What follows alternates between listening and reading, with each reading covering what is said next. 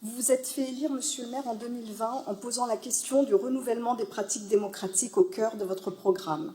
Instaurer dans la durée une démocratie active, disiez-vous. 6 ans plus tard, force est de constater qu'on est loin du compte. Les exemples sont nombreux. Je pourrais citer le Conseil de la vie associative muselé ou les conseils de quartier dont seulement quelques-uns survivent vaillamment. Vous nous annonciez la mise en place d'un processus de dialogue permanent entre les citoyens et la municipalité. Vous parliez de la mise en place d'une fabrique citoyenne pour permettre aux habitants de participer aux décisions et aux grands projets. Dans la réalité, au cours de ce mandat, les projets ont été bien souvent pensés en chambre à quelques-uns et imposés aux habitants. Pour illustrer mes propos, je prendrai un exemple récent, l'agrandissement de la maternelle Méliès, dans le quartier de la Boissière, pour faire une école de 24 classes. On aurait pu penser que les riverains d'un tel projet d'envergure allaient être associés, qu'il s'agisse des habitants de la cité Mosinor, mais aussi des habitants des pavillons avoisinants. Il n'en a rien été, tout juste ont-ils été informés. Aucune concertation, aucune prise en compte des usages, aucun accompagnement. Cette attitude est d'autant plus regrettable qu'à l'arrivée, beaucoup de sujets du quotidien, tels que le plan de circulation, le stationnement, ont été laissés en suspens. L'expertise d'usage des habitants, s'ils avaient été associés en temps utile, aurait sans doute permis d'éviter de tels loupés. Je pourrais aussi citer le cas du renouvellement urbain au Clos Français, à Lannou, au Morillon, et le rendez-vous manqué de l'association des habitantes et des habitants. Il faut sans doute le rappeler, la concertation dans ce cadre est pourtant une obligation légale, et en ce sens, les habitantes et les habitants de ces quartiers ont été privés de leurs droits. Non seulement vous n'avez pas associé les habitants dans la conception et la mise en œuvre des grands projets structurants qui les concernent, mais vous n'acceptez pas non plus de leur donner la parole lorsque des collectifs qui les représentent demandent d'intervenir pour témoigner des difficultés qu'ils rencontrent. En disant cela, je pense par exemple au Conseil citoyen de Lannou et du Clos Français, je pense aux résidents des foyers, notamment lorsqu'il s'agit des revendications en matière de cantine. Je pense aux riverains des sites pollués comme Berthollet. Rappelons ici que le site Berthollet, c'est sans doute un scandale sanitaire et on ne peut que regretter que dans ce dossier, vous ayez pris le parti de l'inaction, une inaction coupable tant ce secteur est densément peuplé. En 2020, vous vous êtes fait élire, Monsieur le maire, en clamant que Montreuil serait une ville qui protège les plus faibles. Vous faisiez de l'accompagnement de la dépendance une promesse de campagne. Vous trahissez cette promesse lorsqu'en 2025, vous supprimez le service de maintien à domicile qui accompagnait les personnes en situation de fragilité pour faire une économie de 200 000 €. Vous trahissez cette promesse lorsque vous détournez le regard des sollicitations des travailleurs de foyers branlis lorsqu'ils demandent votre soutien pour maintenir leur cantine. Vous trahissez aussi cette promesse par vos comportements vis-à-vis d'un certain nombre d'agents municipaux. Je suis stupéfaite du nombre d'agents en souffrance dans cette ville. Certains ont fait le choix d'aller devant les tribunaux pour dénoncer les traitements qui leur sont infligés. Dans un certain nombre de cas dont j'ai eu à connaître, je constate l'acharnement dont vous faites preuve. On a le sentiment qu'il y a une vraie stratégie d'usure mise en place par la collectivité pour écarter un certain nombre de personnes devenues indésirables. Vous avez le temps et l'argent des Montreuilloises et des Montreuillois, devrais-je dire, et vous utilisez cette position de force pour les contraindre. Les situations de ces agents sont bien entendu diverses, mais je sais combien ces attitudes rendent les personnes concernées vulnérables. Faut dire qu'on ne sort pas indemne d'un tel combat. Certaines, bien souvent d'ailleurs des femmes, se battent en payant des frais d'avocat, parfois en s'endettant. C'est aussi cela, votre bilan, et celui du système que vous avez mis en place avec le soutien complice de toutes les étiquettes de la gauche rassemblées. Je voudrais conclure mon propos en disant un dernier mot de ce qu'il est convenu d'appeler les affaires. Il est un temps pour tout et il est aussi, je crois, un temps pour la justice. Je suis intimement convaincue que le fonctionnement, notamment du fonds de dotation Montreuil solidaire, et les dérives cliniques soulevées par la Chambre régionale des comptes dans son rapport de 2021 n'échapperont pas éternellement à la justice de notre pays. Je vous remercie. Je dois dire que je partage l'entièreté des propos de ma collègue Choukri Younis. Et sur certains aspects, je reviendrai dans d'autres interventions. Mais pour une fois n'est pas coutume, je vais donner un ton assez personnel en fait à mon propos. Cette séance est non seulement pour moi la dernière du mandat, mais comme je ne me représente pas aux élections de mars, c'est aussi le terme de 25 ans de mandat local. J'ai été élu dans l'opposition à Vincennes en 2001 et j'ai depuis été élu local. C'est la fin. C'est ma dernière séance, comme dirait l'autre. Je voudrais commencer moi aussi par des remerciements. Je l'ai écrit tout à l'heure par mail en disant que c'était le dernier mail, je vais le dire crûment, chiant, que recevraient les services de ma part dans la préparation des conseils municipaux. Je sais à quel point ces préparations, les questions, les re-questions sur les questions ont pu parfois agacer ou stresser un certain nombre d'agentes et d'agents. C'était aussi, mais c'est la seule manière qu'on a, élus d'opposition, de faire notre travail d'élu dans les délais hyper contraints qui sont les nôtres, avec un ordre du jour et des centaines, voire des milliers de pages qui nous sont envoyées peu de temps avant. Je dois dire que je veux aussi remercier en fait ma collègue Choukri Younis, enfin voilà, ça a été très enrichissant et un vrai plaisir et un honneur de travailler avec toi, Choukri. Et je voulais le dire, voilà. En même temps, j'ai vécu, je pense, le pire mandat que j'ai eu à vivre, et pourtant j'ai été dans l'opposition pratiquement pendant tout mon temps d'élu local.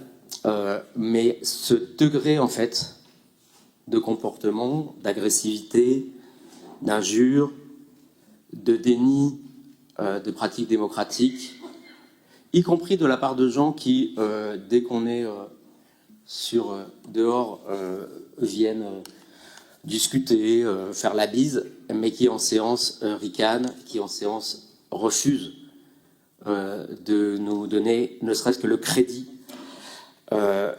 du fait qu'on a été élu, Choukri Younis et moi, par 1351 citoyennes et citoyens de cette ville. J'ai vécu pendant cette mandature de me faire traiter de Panzer, mon petit-fils de déporté. Vous avez tout fait pour nous salir, nous démolir. Vous avez engagé 3 saisies sur salaire indues qui ont été ensuite annulées à Choukri Younis et à moi-même. Mais le mal était fait auprès de nos employeurs. J'ai vécu 5 procédures bâillons de la part de cette municipalité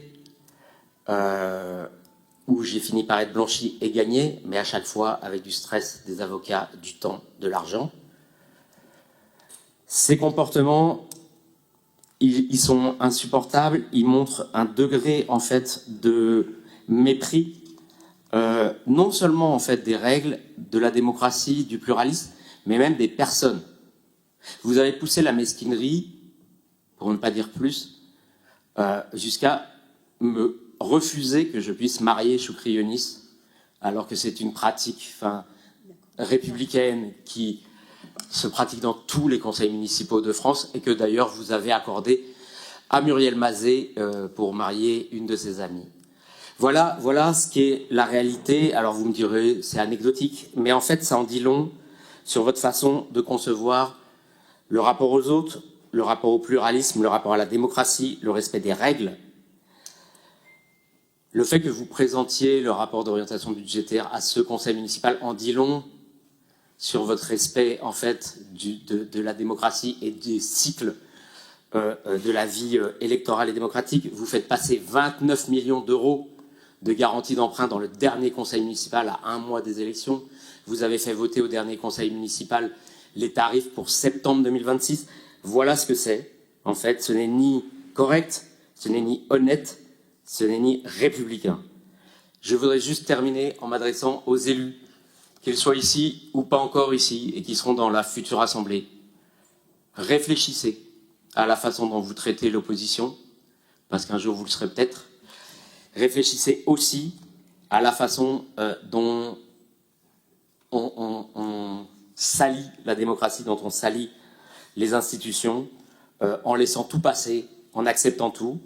Soyez vigilantes, soyez vigilants, parce que nous avons affaire quand même à une petite équipe clanique dont j'avais dit qu'elle était avec des pratiques mafieuses, ce qui n'a pas été jugé diffamatoire par le tribunal. Donc je terminerai là-dessus. Soyez vigilants et réfléchissez avant de traiter ceux que vous considérez peut-être comme des adversaires, comme des moins que rien. La démocratie, le pluralisme, finalement, c'est pas si dur que ça. Et croyez-moi, vous en sortirez grandi. Le rapport annuel de développement durable que nous vous proposons ce soir est un parfait résumé des avancées que nous avons accomplies tout au long de l'année 2025. Il peut sembler technique, mais il a une utilité très concrète. Il permet de vérifier que nos engagements écologiques et sociaux ne restent pas des intentions, mais deviennent des politiques publiques suivies, évaluées et corrigées. Le focus de cette année porte sur les politiques éducatives. Ce choix n'est pas anodin.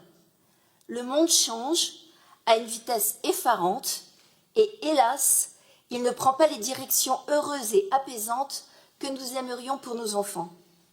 Être enfant, être jeune aujourd'hui, c'est apprendre très tôt, à la télé ou sur les réseaux sociaux, que les plus grands dirigeants de la planète s'octroient les territoires qui leur plaisent par la force, au mépris du droit international. C'est apprendre que les enfants peuvent mourir sous les bombes par dizaines de milliers, sans que les forces internationales ne parviennent à arrêter ces massacres.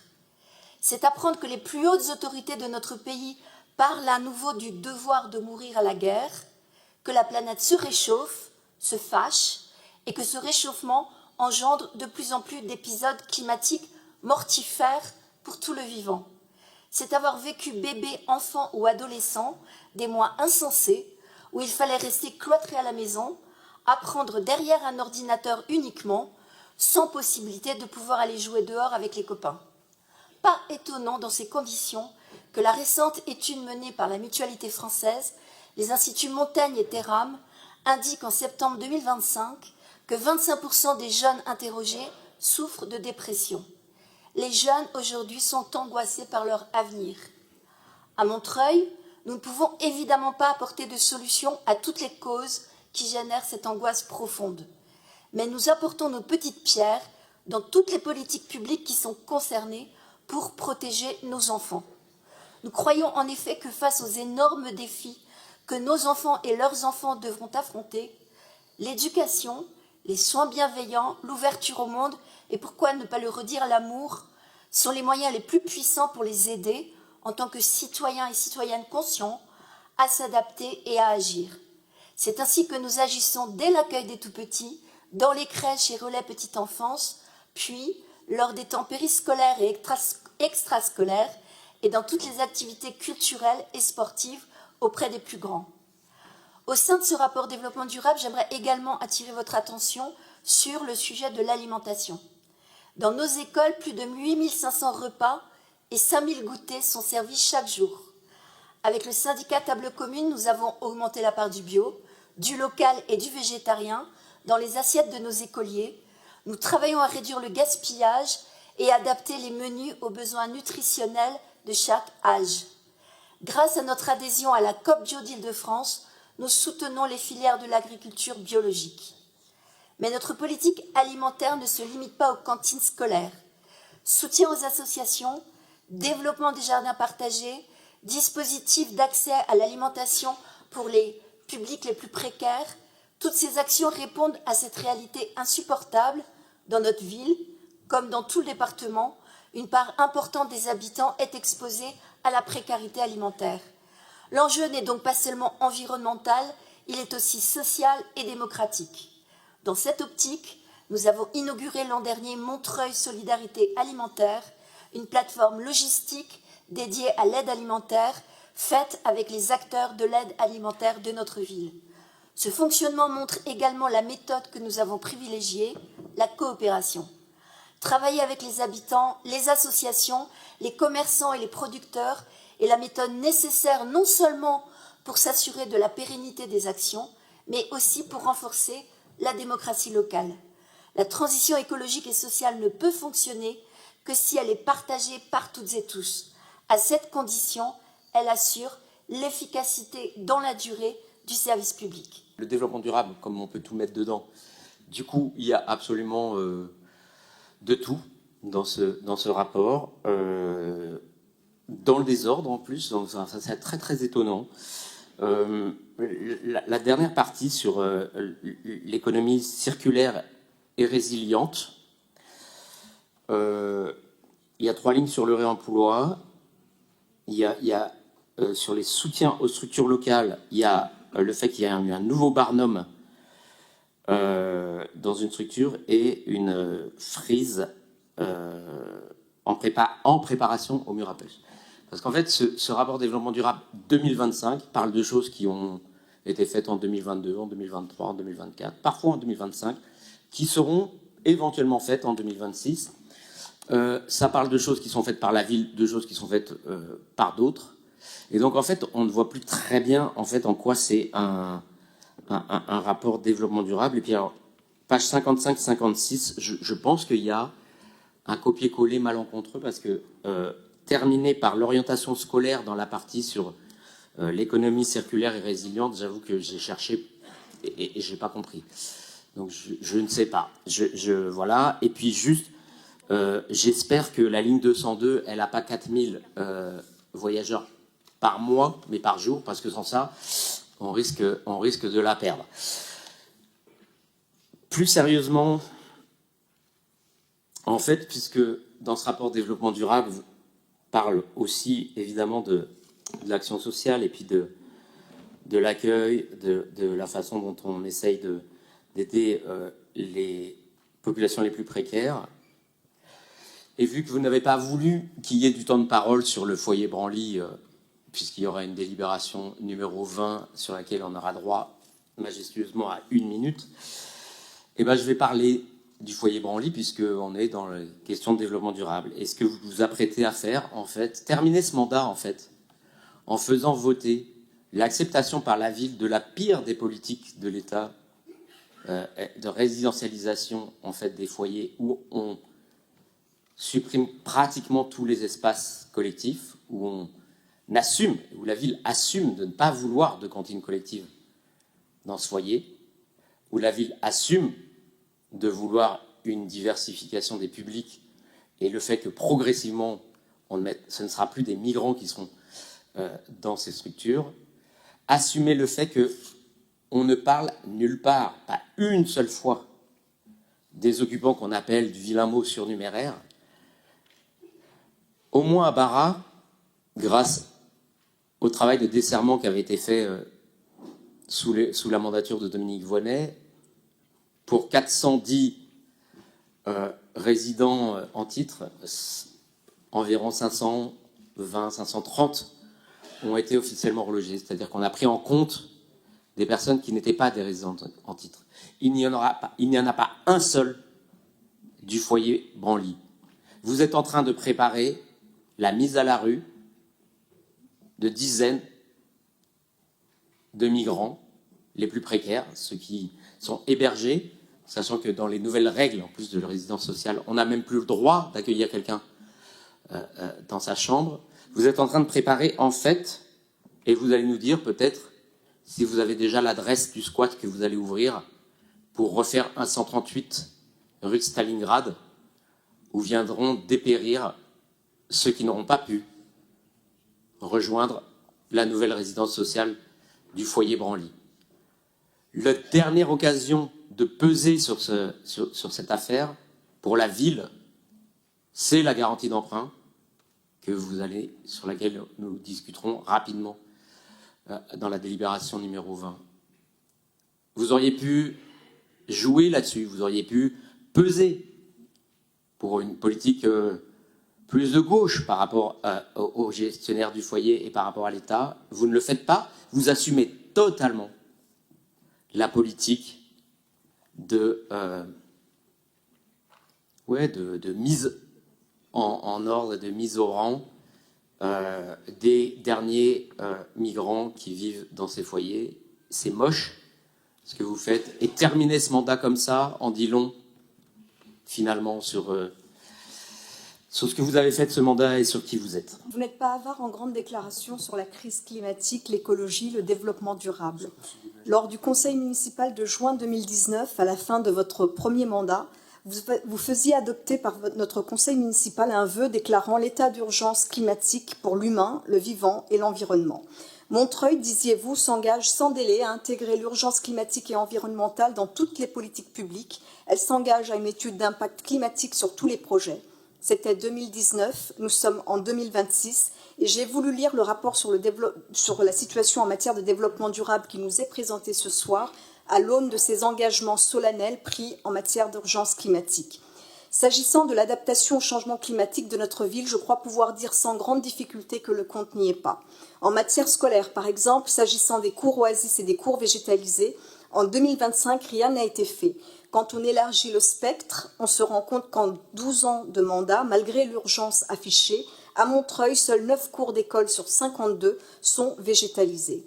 Quand j'interroge sur la liste des bâtiments publics ayant fait l'objet d'une rénovation thermique, on me parle des remplacements de chaudières et de radiateurs et on me cite 10 bâtiments qui ont eu des remplacements de fenêtres de Velux. Autant dire qu'on est loin de la prise en compte de l'urgence affichée et que le retard pris est considérable.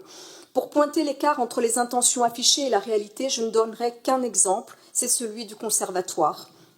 Ce bâtiment emblématique de notre ville a connu une rénovation d'envergure qui a duré 4 ans et coûté 11 millions d'euros. Sauf que la rénovation thermique du bâtiment n'a pas été effectuée. Inauguré en novembre 2024, le bâtiment a dû être fermé au public lors des pics de chaleur de juin 2025. Le rapport sur le développement durable dépasse la question du changement climatique et embrasse des domaines tels que l'alimentation, les politiques éducatives, la solidarité. Arrêtons-nous quelques instants sur la question de l'alimentation. La question des cantines solidaires est un vrai sujet dans notre ville. Mon collègue Pierre Stern vient de le souligner très longuement. Parmi ces cantines, il y a celle des foyers porteuses d'une histoire singulière, intimement liée à l'histoire de notre ville. En effet, Montreuil compte de nombreux foyers de travailleurs migrants.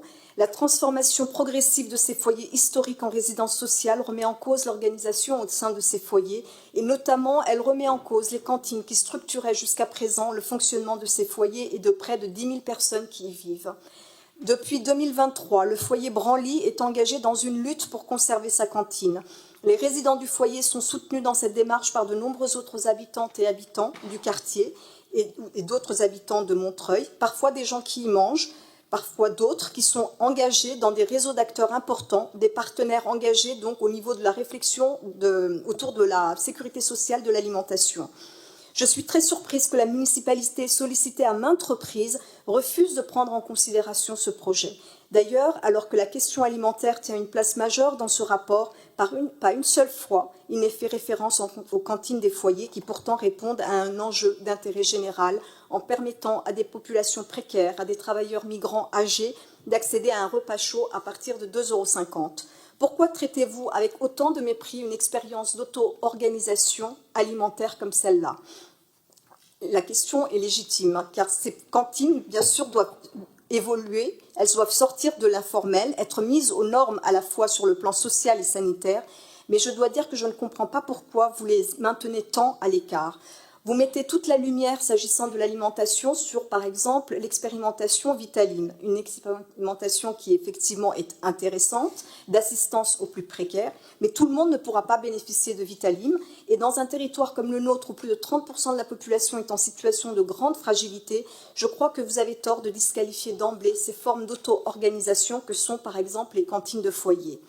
Après l'alimentation, je voudrais dire un mot sur les politiques éducatives et la jeunesse, dont vous disiez toute l'importance tout à l'heure. La jeunesse montreuilloise est diverse. On ne parle dans ce rapport que de la jeunesse qui fait des études, celle qui passe le bac.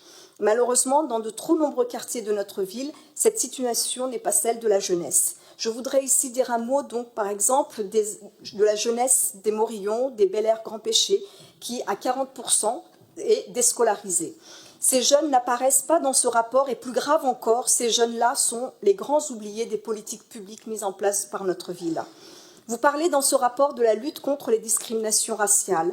On apprend même qu'un campus de la jeunesse a été consacré à ce thème. C'est une bonne chose car lutter contre les discriminations raciales, c'est lutter contre une des causes de fracturation de notre société et de notre pacte républicain. Simplement, pour être efficace et crédible dans cette lutte, la municipalité doit aussi interroger ses propres pratiques en tant qu'employeur. En 2024, une étude a été lancée et la ville devait publier un plan d'action pour répondre aux questions soulevées. En amont de ce conseil municipal, j'ai demandé à accéder aux conclusions de cette étude commandée par la ville, ainsi qu'au plan d'action correspondant. Je regrette de ne pas avoir eu de retour à ce sujet. Enfin, je ne peux pas conclure mon propos sur le rapport développement durable sans dire un mot sur la question de la pollution des sols, qui est une réalité à laquelle sont confrontés de nombreux foyers montreuillois, riverains de sites pollués. Je pense, en disant cela, aux riverains de la SNEM, bien entendu, mais aussi à ceux du site EIF, dans les murs à pêche, ou encore aux riverains du site Berthollet, rue Étienne Marcel. Je ne m'explique pas l'absence de ce thème dans un rapport comme celui du développement durable, alors qu'il s'agit là d'un enjeu de santé publique majeur. Je vous présente pour la 5e et dernière fois le rapport de situation comparée en matière d'égalité entre les hommes et les femmes. Comme vous le savez, ce rapport répond d'abord à une obligation légale. La loi impose aux collectivités de rendre compte chaque année des actions qu'elles mènent et des écarts qui persistent en matière d'égalité. Mais je vais le dire d'emblée, avec clarté. À Montreuil, nous ne considérons pas ce rapport comme une simple formalité administrative. Nous en avons fait, au fil des années, un véritable outil d'action publique, un instrument de pilotage, un support de mobilisation collective et, surtout, un marqueur de notre engagement militant. Car l'égalité entre les femmes et les hommes n'est pas pour nous un sujet secondaire. Elle n'est pas une politique parmi d'autres. Elle est une exigence fondamentale, un principe structurant de notre projet citoyen et sociétal et un levier majeur pour lutter contre l'ensemble des inégalités sociales. Et ce rapport en est aujourd'hui une illustration très concrète. Ce qui frappe à la lecture de ce document, c'est le chemin parcouru. À ses débuts, ce rapport reposait sur un nombre limité de contributions et sur une approche encore relativement sectorielle. Aujourd'hui, il est devenu un travail transversal, beaucoup plus riche, beaucoup plus précis et surtout beaucoup plus partagé. Année après année, la participation des services municipaux s'élargit. De nouvelles directions s'impliquent, produisent des données, analysent leurs pratiques, interrogent leurs politiques publiques et formulent des pistes d'amélioration. Ce mouvement n'est pas anodin. Il traduit une évolution profonde de notre administration que je salue. L'égalité femmes-hommes n'est plus perçue comme un sujet porté par un service spécialisé, mais comme une responsabilité collective qui concerne l'ensemble des politiques municipales. C'est une avancée politique majeure parce que l'égalité réelle ne se construit pas uniquement à travers des déclarations de principe. Elle se construit dans la gestion des ressources humaines, dans les politiques éducatives, dans l'action sociale, dans la prévention, dans la culture, dans l'urbanisme, dans l'accès aux droits, dans les services rendus au quotidien aux habitantes et aux habitants. Je regrette de ne pas avoir pu convaincre sur la nécessité de continuer le travail sur le budget sensible au genre. J'espère que le travail initié sur les odonymes par les services de l'urbanisme se prolongera. Je me réjouis aussi de la mutualisation des services pour travailler sur les femmes qui se trouvent à l'intersection de plusieurs minorités et oppressions, qui sont les femmes migrantes ou les femmes porteuses de handicap. Le rapport montre que notre collectivité poursuit un travail structuré pour réduire les inégalités professionnelles, suivi des écarts de rémunération, attention portée au parcours de carrière, promotion de la mixité des métiers, accès à la formation et aux postes d'encadrement. Les données présentées révèlent une situation qui, sur de nombreux indicateurs, s'inscrit dans des tendances comparables à celles observées au niveau national dans la fonction publique territoriale. On retrouve notamment des réalités similaires, une forte féminisation globale des effectifs, des écarts encore présents dans certains niveaux hiérarchiques, une concentration plus importante des femmes dans les filières sociales, administratives et éducatives, et une progression progressive, mais encore insuffisante, de la mixité dans certains métiers techniques. Ces constats ne doivent pas être perçus comme une fatalité, mais comme un point d'appui pour poursuivre cette action. Car le rapport montre aussi que notre collectivité agit concrètement. Développement de formation à l'égalité, accompagnement des parcours professionnels, suivi des promotions, intégration de l'égalité dans la gestion des carrières et sensibilisation des encadrants. Ce travail de fond, mené avec constance, constitue alors un levier essentiel pour faire évoluer durablement les pratiques. Ce rapport devrait aussi comporter des données de comparaison entre les hommes et les femmes politiques. En effet, une élue est une femme comme les autres et n'échappe pas au système patriarcal, à Montreuil comme ailleurs. Elle a les mêmes écueils que les autres travailleuses, comme la garde d'enfants ou l'assistance d'une personne dépendante, et à Montreuil, comme ailleurs, aucune indemnisation spécifique n'est prévue pour elle. La loi du 22 décembre 2025 sur le statut de l'élu a tout de même prévu des avancées. Les élus, donc, doivent montrer l'exemple aux autres femmes, donc élus UES, qui n'ont pas le privilège d'être au pouvoir, en se battant pour leurs droits et donc par ricochet pour celles des autres. La sphère politique n'échappe pas au sexisme. Les femmes doivent se faire confiance et doivent constamment gagner la confiance pour être légitimées. Je ne donne pas de leçons, car je suis professeure, mais parce que je suis une femme et c'est mon vécu.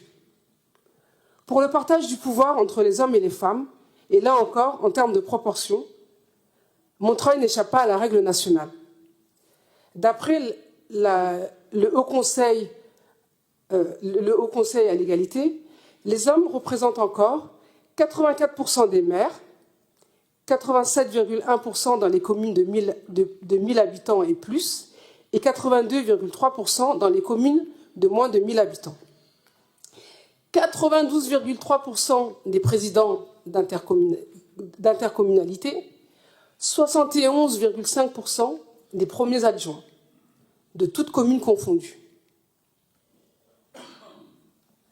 Nous avons en effet une délégation propre, avec une mission spécifique, comme préconisé par le Haut Conseil à l'égalité. Mais contrairement à la charte que nous avons signée en 2011, l'élu n'est pas maire adjointe, mais conseillère municipale. Cela ne suffit pas d'être élu. Il faut les conditions d'exercice du mandat. Le statut de l'élu de cette délégation pour une ville de plus de 110 000 habitants, donc de plus de 55 000 femmes, a une portée symbolique. Malgré tout, cette élue militante n'a pas à rougir du travail accompli. Elle a permis d'amorcer une véritable politique sur la précarité menstruelle et la prise en charge globale des règles. Montreuil a été la première collectivité d'Île-de-France à mettre en place des distributeurs de protection menstruelle saines et gratuites par le CCAS. Nous espérons que la successeuse continuera le travail de manière plus globale. Elle doit en effet poursuivre sur l'aspect sociétal en permettant par exemple la mise en place du congé menstruel et l'aspect éducatif avec la formation des adultes, encadrants, éducateurs, éducatrices, animateurs, animatrices sur ce sujet. En 2021, nous avons mis en place les premières journées du matrimoine avec l'élu à la culture. En 2025, la conseillère municipale a apporté son expertise pour la rédaction du livre blanc auprès de l'Association des maires d'Île-de-France. Elle l'a apporté aussi auprès de l'Observatoire sur l'excision et auprès de l'association Règles élémentaires, avec laquelle nous avons travaillé sur la précarité menstruelle. Elle est sollicitée par les élus, des femmes victimes de violences ou des associations pour des cas urgents et souvent des urgences vitales. On sait que la présence de l'élu peut par exemple changer la manière dont une plainte est prise, surtout en dehors des horaires du bureau et pour sauver une vie. Je salue d'ailleurs, au passage, l'assistante sociale du commissariat, qui ne compte pas non plus ses heures. Est-ce encore une femme qui ne sait pas s'organiser ou une trop conscience des enjeux de sa fonction?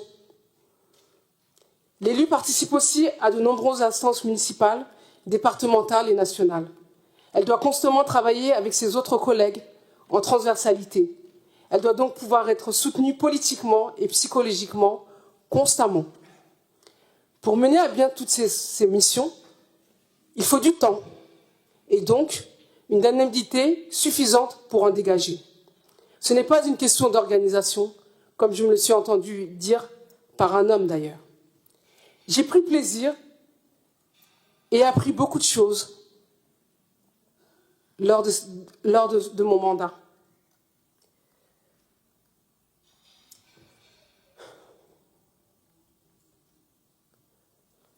L'engagement des services ne se limite pas au champ interne de la collectivité. Il se traduit également dans l'action territoriale, notamment dans la lutte contre les violences faites aux femmes. Le rapport met en évidence la mobilisation très large des services municipaux dans ce domaine. Accueil social, accompagnement des victimes, prévention auprès des jeunes, formation des professionnels, coordination avec les partenaires. Ce travail quotidien, souvent discret, est essentiel. Il constitue le socle concret sur lequel repose une politique d'égalité. La ville doit faire en sorte que ces actrices, acteurs de la lutte, qui sont pour une très forte majorité des femmes avec des revenus peu élevés, le plus souvent travaillent dans de bonnes conditions. Les agentes ont obtenu une supervision psychologique pour pouvoir recevoir les personnes dans les meilleures conditions. Mais ce rapport dit aussi quelque chose de tout aussi fondamental. L'égalité ne se construit pas uniquement depuis l'institution. Elle se construit avec les habitantes et les habitants. Et sur ce point, notre territoire peut être fier. Montreuil se distingue par une vitalité citoyenne exceptionnelle. Les associations, les collectifs, les militantes et les habitants jouent un rôle moteur dans la promotion de l'égalité et dans la lutte contre les violences sexistes et sexuelles. Le rapport met en lumière la richesse de ces initiatives. Des actions de sensibilisation menées dans les quartiers pour promouvoir l'égalité dès le plus jeune âge, des ateliers éducatifs organisés dans les écoles et les structures jeunesse pour déconstruire les stéréotypes de genre, des dispositifs d'accompagnement et d'écoute portés par des associations spécialisées pour les femmes victimes de violences, des mobilisations citoyennes lors des temps forts, notamment autour du 8 mars et du 25 novembre, des événements culturels et débats publics contribuant à faire évoluer les mentalités. Ces initiatives sont essentielles car elles ancrent l'égalité dans la vie quotidienne et permettent de toucher des publics parfois éloignés des institutions. Ce rapport témoigne donc d'une dynamique réelle, une mobilisation croissante des services municipaux, un engagement fort des agentes et des agents et une vitalité remarquable des initiatives citoyennes. Je remercie surtout ma chargée de mission et toutes les femmes avec qui j'ai travaillé avec sororité et bienveillance. Mais il nous rappelle aussi que le chemin reste long. Les inégalités persistent, les violences demeurent une réalité. Les stéréotypes continuent d'influencer les parcours de vie. C'est pourquoi nous devons poursuivre et amplifier notre action, renforcer l'implication de tous les services, soutenir les associations, accompagner les initiatives citoyennes et maintenir une ambition politique forte. Parce qu'au fond, ce rapport ne parle pas seulement de politique publique. Il parle de justice, il parle de dignité, il parle du modèle de société que nous voulons construire. Une société où chacune et chacun peut vivre librement, en sécurité, avec les mêmes droits et les mêmes opportunités. Comme vous le savez, notre collectivité compte environ 62% d'agentes, principalement réparties, et ça c'est traditionnel, dans les secteurs tels que la petite enfance, l'enfance, la gestion ou la propreté des bâtiments, ou encore les filières administratives et sociales. A l'inverse, les hommes restent majoritaires dans les filières techniques, la police municipale ou d'autres métiers traditionnellement masculins. Il est difficile de bousculer les traditions, surtout quand ça reflète le niveau d'éducation, les diplômes que l'éducation nationale fait passer à nos jeunes. Il y a bien plus de mécaniciens que de mécaniciennes qui sont formés, et plein d'autres métiers sont victimes de déséquilibres structurels, avec beaucoup plus d'hommes formés que de femmes qui limitent ensuite leur carrière. Sur le plan de nos responsabilités, nous avons engagé des actions fortes en matière de changement de grade, de promotion interne et de lutte contre la précarité. Nous avons finalisé notre dernier plan de titularisation permettant à 180 agents, dont une bonne partie des agents, d'accéder à la CVT professionnelle. Désormais, les titularisations se feront au fil de l'eau, pour une gestion plus réactive. Nous proposons systématiquement aussi un CDI contractuel de nationalité extra-communautaire, remplissant les conditions légales. Des femmes étaient embauchées, des agentes étaient embauchées dans notre collectivité en CDD, en raison du fait qu'elles soient non communautaires, restaient des années en CDD, jusqu'à 16, 17 ans, 20 ans dans notre collectivité. Il était temps de mettre fin à cette précarité qui durait des dizaines d'années, qui va permettre aussi à ces agentes de pouvoir développer leur vie, faire un crédit, acheter une voiture ou acheter un appartement. Voilà, donc de pouvoir vivre sans avoir l'épée de Damoclès sur la tête.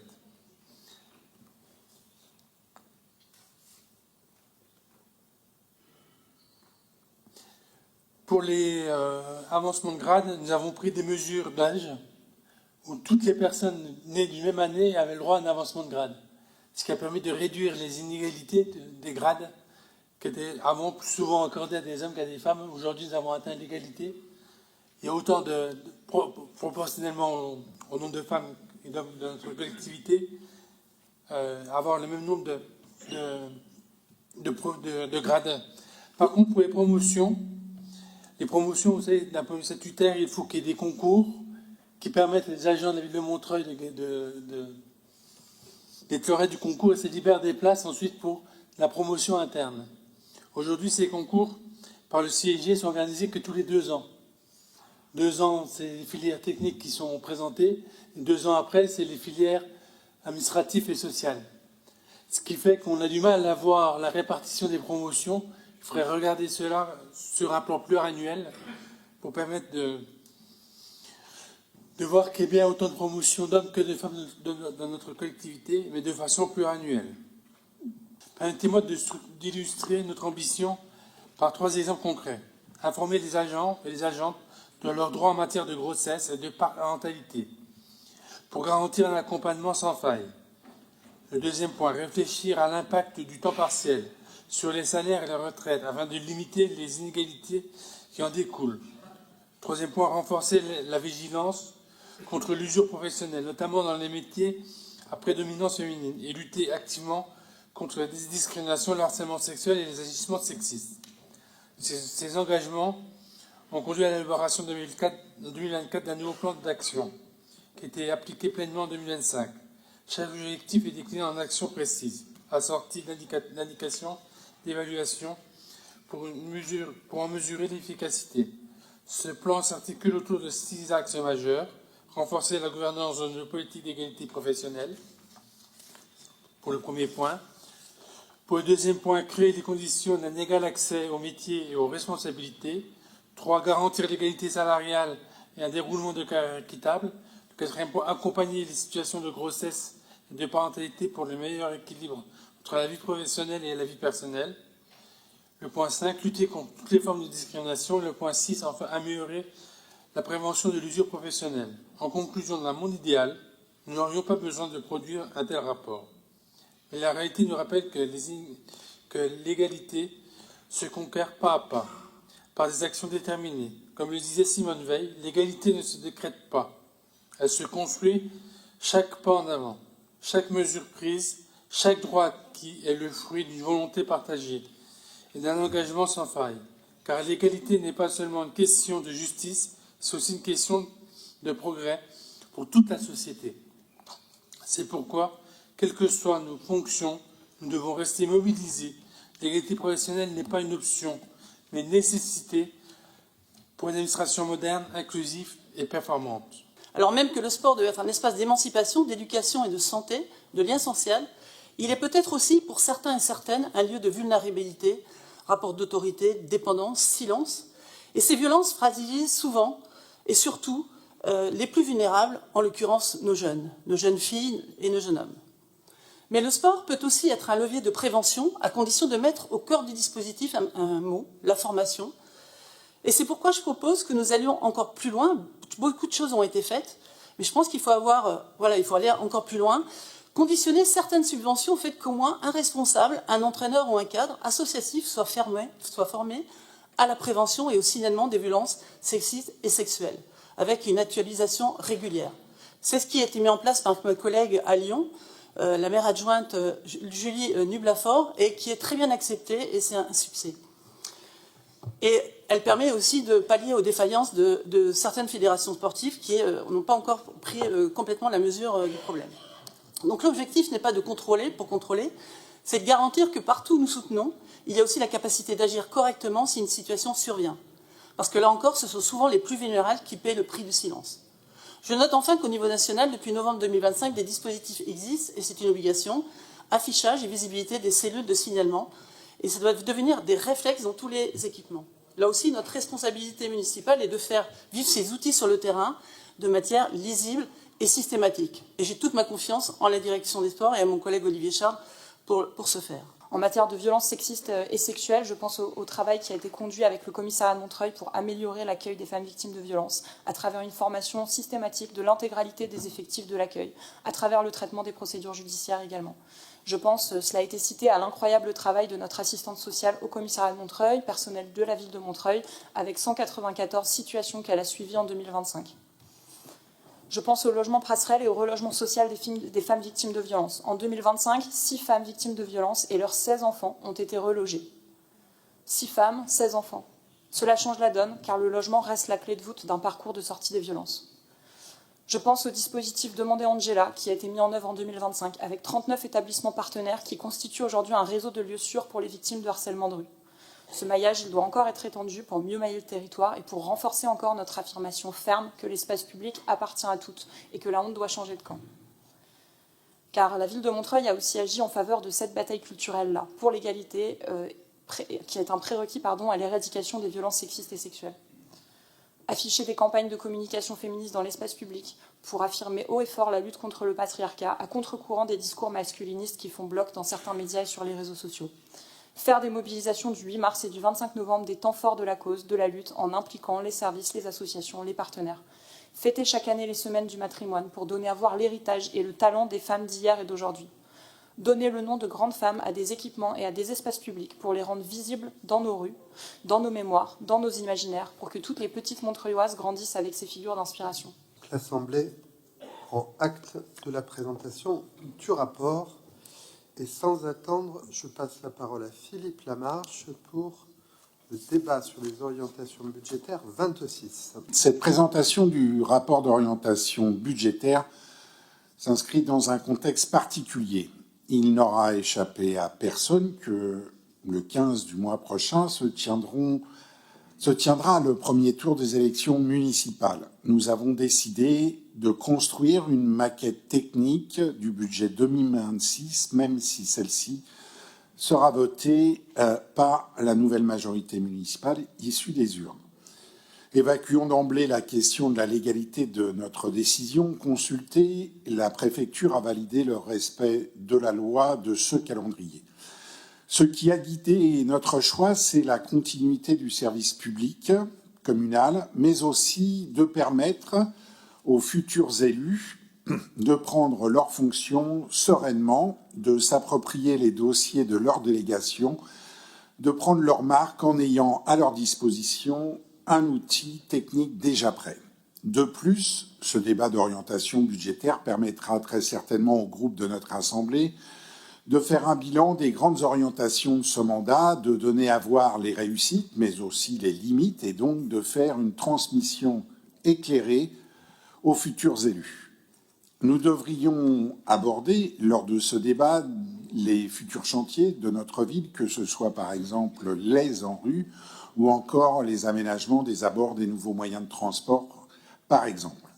Ça sera donc un temps d'expression pour mettre en exergue les attentes, les points de vigilance qui attendent nos futurs collègues. À bien y regarder, ce ROB se tient quand il faut, compte tenu une fois de plus des contraintes du calendrier électoral. Dans quel contexte avons-nous élaboré cette maquette budgétaire ? Avant cela, je voudrais rappeler la procédure que nous avons mise en place depuis maintenant une petite dizaine d'années. Chaque direction de secteur, en présence de son directeur ou directrice générale adjoint et des élus concernés, font part des besoins, tant sur le plan pécunier qu'en ressources humaines, nécessaires à leur activité prévisionnelle pour l'année à venir. Ces éléments sont évidemment discutés à l'aune des moyens globaux disponibles, mais aussi en partant du réalisé de l'année précédente et des différentes variations de périmètre attendues pour l'année à venir. Ces temps de conférences budgétaires, bien que chronophages, nous permettent d'avoir une vue d'ensemble des besoins et d'adapter les budgets sectoriels à l'ensemble de nos moyens. Revenons maintenant au contexte plus général qui impacte peu ou prou nos moyens budgétaires. La France, comme l'Europe, traverse une période de ralentissement économique avec une croissance atone, plus 1% en 2026 selon l'INSEE, un chômage reparti à la hausse, plus 7,8% de la population active, et des inégalités sociales qui n'ont jamais été aussi criantes. Les collectivités territoriales, bien que non responsables de la dégradation des comptes publics de la nation, subissent de plein fouet les choix politiques nationaux, baisse des dotations, alourdissement des cotisations sociales ou encore transfert de charges non compensés. La loi de finances 2026 vient d'être actée après le recours devenu hélas habituel de l'article 49.3 et le rejet de 6 motions de censure. Le texte ne satisfait personne, mais accentue les dérives des lois de finances précédentes. Le grand gagnant de cette loi de finances est le complexe militaro-industriel. Le ministère de la Défense voit son budget augmenter de 6,7 milliards d'euros, soit une augmentation de 13,3%. Il faut ajouter à cela 371 millions d'euros pour la mission sécurité, entendez par là la police et la gendarmerie. Toutes les actions en direction des plus pauvres sont sacrifiées. Les budgets du sport, de la jeunesse et de la vie associative perdent 3 millions d'euros, soit 17,6% de leur budget. Après avoir agité l'espace médiatique pendant des mois, la réforme fiscale permettant de faire payer à un juste niveau les grandes fortunes est jetée aux oubliettes. Au global, cette loi ne règle rien du déficit de l'État, il restera à 5% du PIB, du produit intérieur brut. Concernant les collectivités territoriales, elle maintient grosso modo un statu quo qui augure mal des temps à venir. À souligner que si facialement il n'y a pas de baisse des ressources, les divers fonds qui soutiennent nos investissements sont réduits à peau de chagrin. À titre d'exemple, le Fonds vert, qui appuie nos investissements en matière de lutte contre le réchauffement climatique, a vu en 3 ans son budget divisé par 3, passant de 2,4 milliards d'euros à 837,5 millions d'euros. La lutte pour le climat est-elle encore une priorité de nos gouvernants? Signalons enfin que l'État va siphonner 45 millions d'euros sur le fonds que les communes mettent à disposition pour le CNFPT, le Centre de formation des agents territoriaux. Une fois de plus, l'État se comporte comme un voleur de grands chemins. Notre ville est attractive et génère donc des besoins croissants. Montreuil continue d'attirer de nouveaux habitants, 7,1% en 10 ans, avec des besoins accrus en équipements publics, notamment scolaires. Nous avons ouvert 4 groupes scolaires depuis 2020 et un nouveau verra le jour en 2026 dans le Haut-Montreuil, l'école Méliès. Mais ces efforts doivent se poursuivre car si nous notons une stabilisation démographique, celle-ci cache de fortes disparités entre les quartiers. Nos recettes sont dynamiques, mais leur croissance s'infléchisse. Nos recettes de fonctionnement progressent de plus de 2,3% en 2025, portées par une fiscalité locale solide et des subventions en hausse. Cependant, en 2026, cette croissance devrait ralentir, seulement plus 1%, en raison d'une actualisation limitée des valeurs locatives, plus 0,8%, et l'absence de mesures nationales favorables. L'État se désengage de plus en plus, fonds verts, transfert de compétences, par exemple police municipale, puisque la police nationale se dégrade tant en effectifs qu'en action sur le territoire.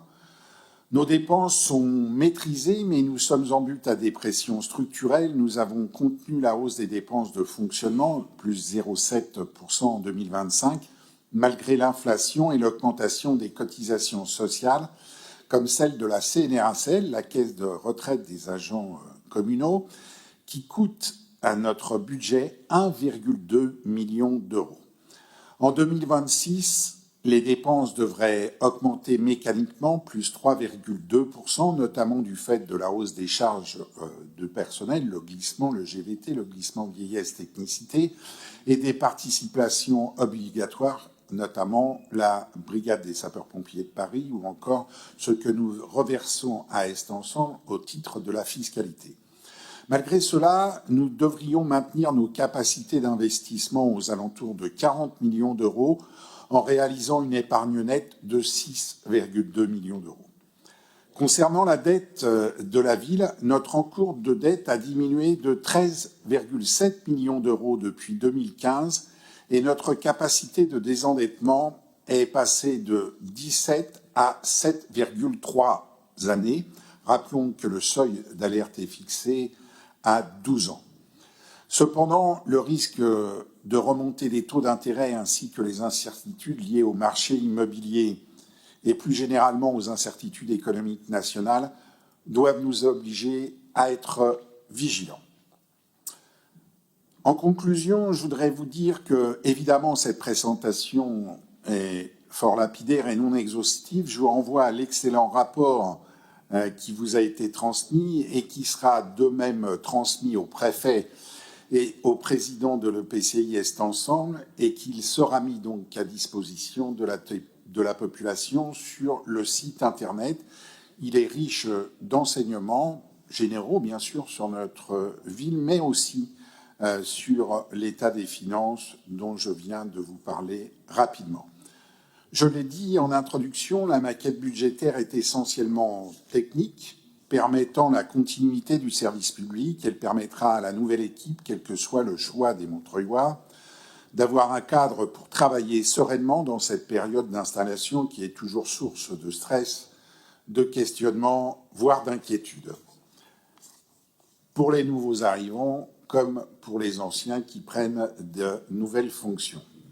Le budget primitif pour l'année 2006 sera donc voté en avril. Les grandes questions d'orientation politique seront sûrement redébattues ou débattues à ce moment-là. D'abord, le renouvellement urbain à Lannou et au Morillon, qui vont nécessiter de mobiliser des sommes importantes en investissement. Les marges de manœuvre que nous avons préservées étaient indispensables pour être au rendez-vous du renouvellement urbain, pour lutter contre la fracture territoriale, améliorer l'habitat, offrir des équipements, des services publics de proximité et des espaces publics de qualité à l'épanouissement de chacune et chacun. Le second défi est celui du siècle, adapter notre ville au dérèglement climatique.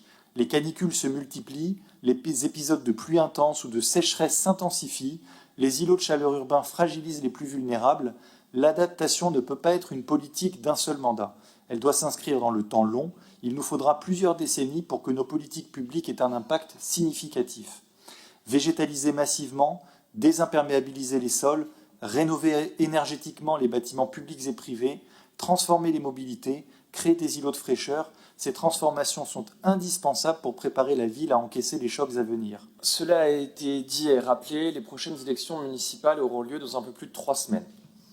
Or, la loi dit que les villes doivent adopter leur budget primitif avant le 15 avril et que le conseil municipal, qui aura ce budget à son ordre du jour, doit être précédé d'un autre conseil municipal dans lequel se tient le débat d'orientation budgétaire. Vous avez fait le choix que ce débat se tienne ce soir à l'occasion du dernier CM de notre mandature.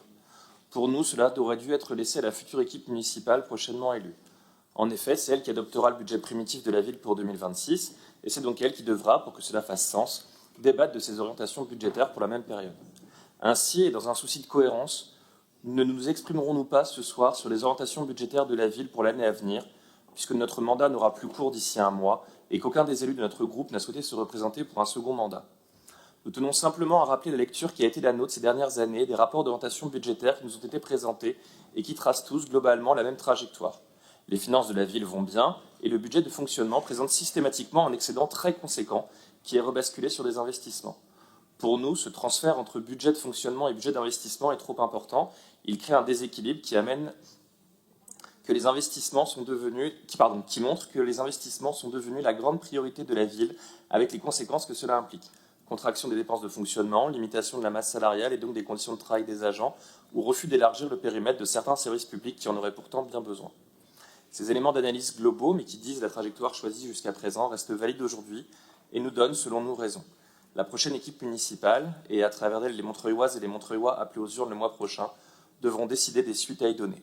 Quelle que soit la légalité, effectivement, personne n'avait prévu qu'il pourrait y avoir dans l'idée de quelques équipes municipales qui soient, l'idée de scinder entre deux mandats l'exercice budgétaire qui veut qu'on commence par un débat d'orientation budgétaire et qu'ensuite on vote le budget. Faire ça en deux temps par deux assemblées délibérantes différentes et par des élus différents, c'est complètement contraire à l'esprit de la loi, c'est aberrant, c'est très peu démocratique.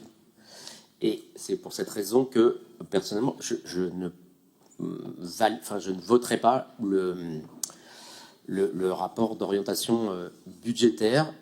Je ne serai pas élu dans la prochaine mandature, je ne me vois pas. Ah oui, alors, c'est comme ça.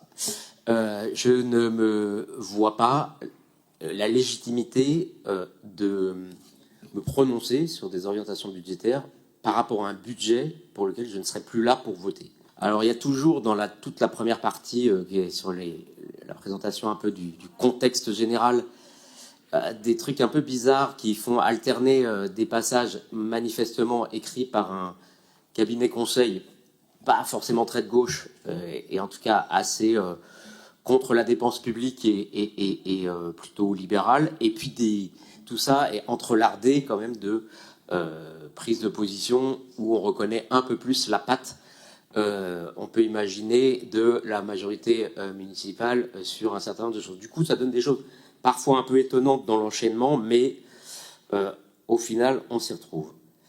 Bon, comme chaque année, on s'essuie les pieds sur Dominique Voynet. Ça aurait été étonnant que vous ne terminiez pas le mandat en redisant, encore une fois, faussement, que vous avez récupéré une ville exsangue et que vous avez tout remis d'aplomb. Le cabinet Klopfer a expliqué clairement, et je le redirai encore une fois, que vous avez pris les commandes de cette ville en 2014 et que c'est vous qui avez creusé monumentalement les dépenses en 2014, sachant que en 2014, vous avez fait le budget, enfin vous avez fait un débat d'orientation budgétaire et le vote du budget, et que c'est vraiment 2014 qui a plongé, mis à part le fait en plus que que le périmètre était en train d'évoluer et que c'est le début 2012, 2013, 2014, c'est le début non seulement des rythmes scolaires, enfin du périscolaire, mais en plus des baisses drastiques de dotation globale de fonctionnement. En tout cas, voilà, vous l'avez encore fait, il n'y a pas de pitié, il n'y a pas de prescription pour la mandature Voynet, manifestement pour vous. Ce qu'on constate à la lecture des chiffres que vous donnez, c'est que effectivement sur le mandat qui s'achève, la fiscalité locale malgré la disparition de la taxe d'habitation, a augmenté de plus de 30%. Et les tarifs municipaux, les tarifs des services ont explosé, y compris si on se réfère non pas à 2020 mais à 2021, parce que 2020 effectivement est une année un peu particulière, mais même par rapport à 2021, il y a une explosion, sachant que vous avez déjà décidé d'augmenter les tarifs pour encore cette année en septembre, et que donc c'est un peu double peine. En général, on joue soit sur le levier fiscal, soit sur le levier du prix des services municipaux. Vous faites la totale.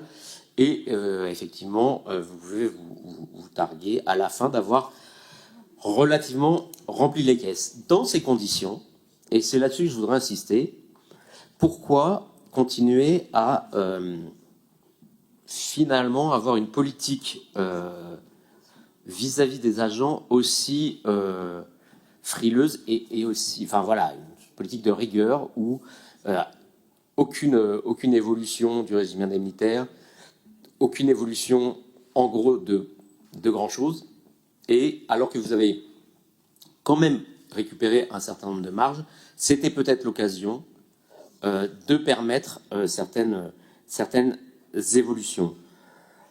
En parlant de personnel municipal et des agentes et des agents, je voudrais insister à ce stade sur le fait que par contre, vous êtes prêt à dépenser beaucoup d'argent pour les traîner en justice,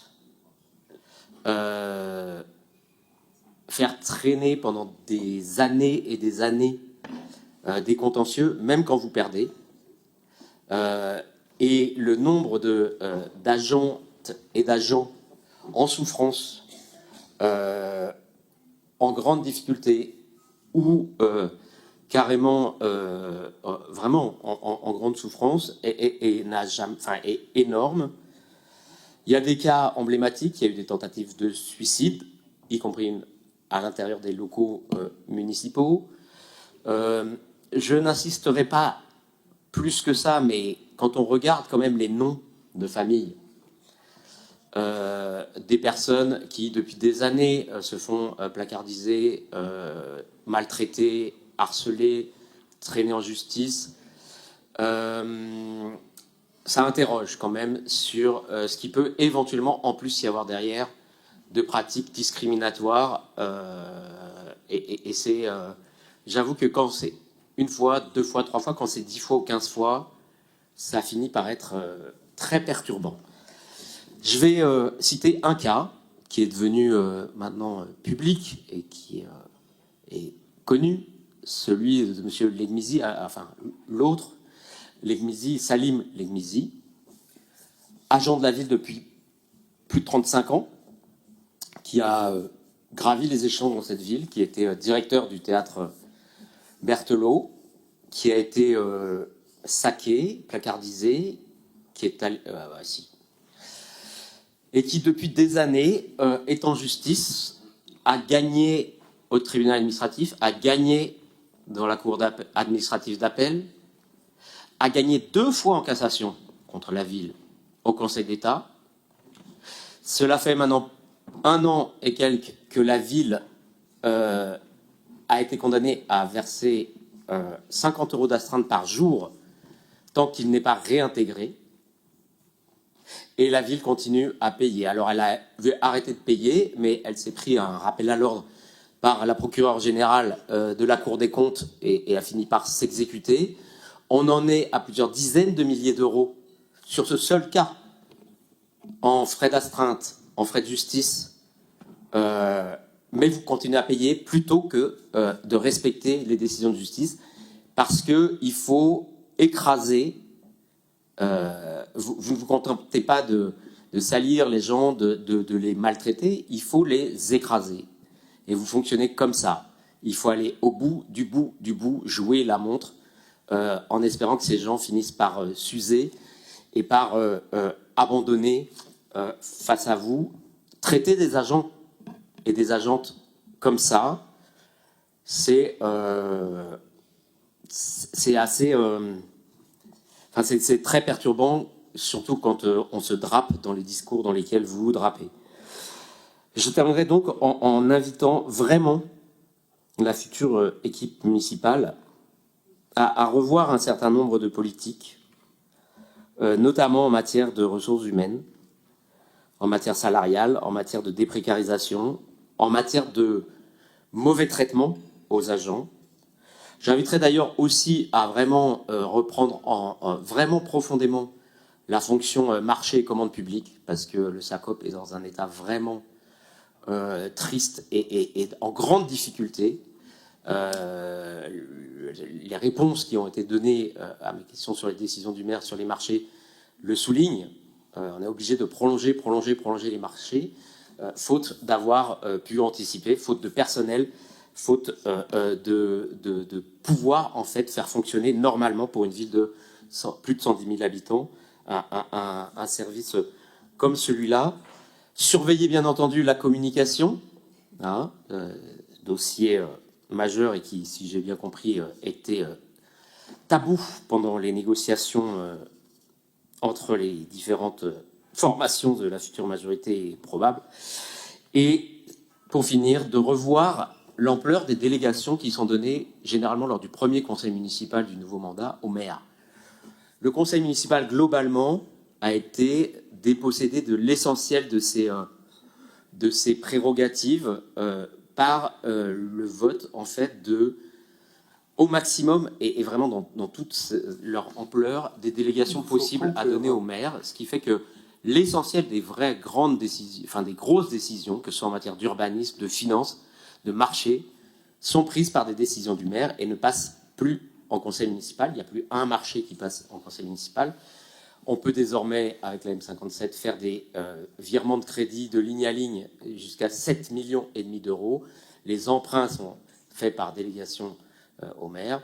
Franchement, si j'étais un nouvel élu dans la future mandature, je surveillerais ça comme le lait sur le feu, je serais très vigilant et je ne ferais pas forcément totalement confiance à un certain nombre de dirigeants qui se comportent de façon très clanique et très opaque.